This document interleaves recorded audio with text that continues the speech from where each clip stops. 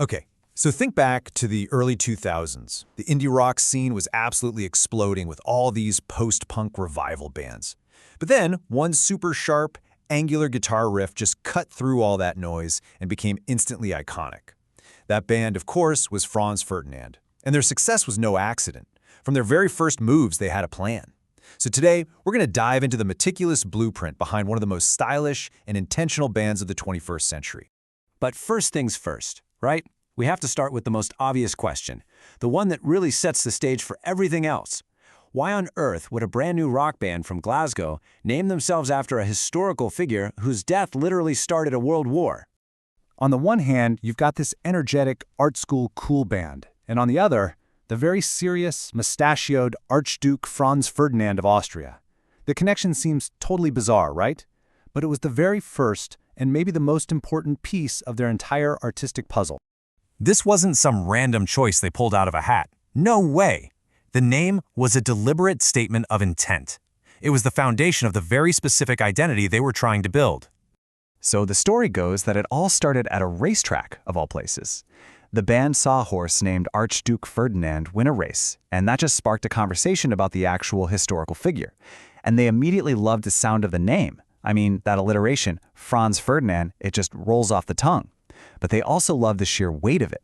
You know, his death was this huge catalyst that changed the entire world, and that's exactly the kind of impact they wanted to have with their music.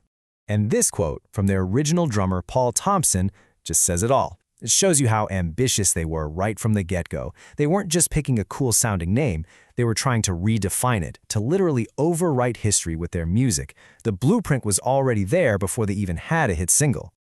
So with the name and the ambition locked in, the next part of the blueprint was the music itself. And what an entrance it was! It was an absolute explosion onto the scene. Their big break really came when they signed with the legendary indie label Domino. They dropped their second single, Take Me Out, and it was an instant game changer. It just shot to #3 in the UK charts, and that one single, iconic guitar riff became the sound of a band arriving completely, fully formed. And this success wasn't just, a few critics liking them. It was massive.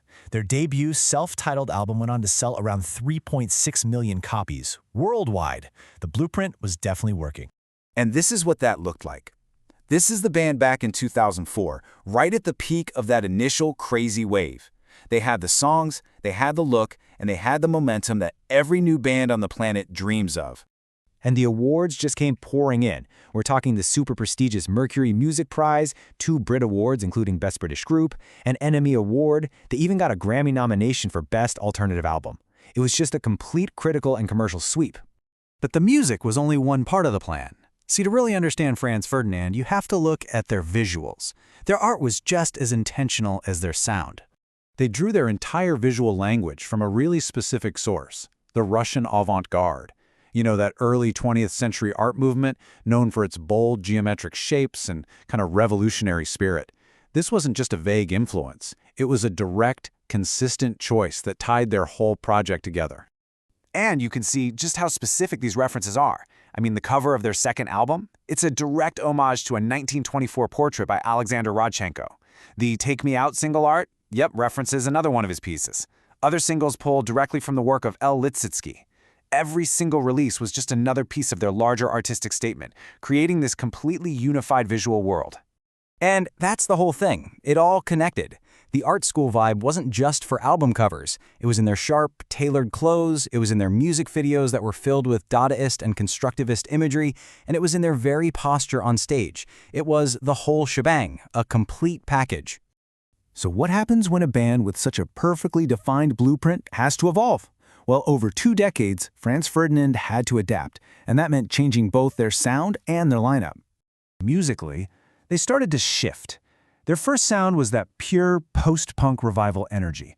But by their third album, Tonight, they were exploring something way more dance-oriented, with a lot more synths. It really proved that the blueprint could be flexible. The band's lineup also had to evolve. In 2016, original guitarist Nick McCarthy left. And then in 2021, drummer Paul Thompson followed. But the blueprint was adaptable. New members Dino Bardot, Julian Corey, and Audrey Tite came on board, and they brought this new energy that let the project keep touring and recording. And here you can see the modern, five-piece lineup touring their greatest hits compilation in 2022. They're still just an incredible live act, carrying the core of that original blueprint forward with a whole new energy. So, after 2 decades of hits, art, and evolution, what is the lasting impact of Franz Ferdinand? Well, it's about cementing a legacy that goes way beyond just one hit song. I mean, they perfectly embody the definition of art rock. For Franz Ferdinand, the music has always been tangled up with a bigger concept, where that artistic expression is the real driving force behind every single choice they make. And they are far from being just a legacy act. They released a greatest hits album in 2022, they've got a new studio album slated for 2025, and they found a whole new audience when their song This Fire became the explosive opening for the hit anime Cyberpunk Edgerunners. They are as relevant as ever. Which brings us to our final question. When you look at the whole picture, the name, the art, the fashion, the killer songs, it's really hard to argue. By being so deliberate and so cohesive from the very beginning, did Franz Ferdinand lay out the perfect blueprint for what a 21st century art rock band could and maybe even should be?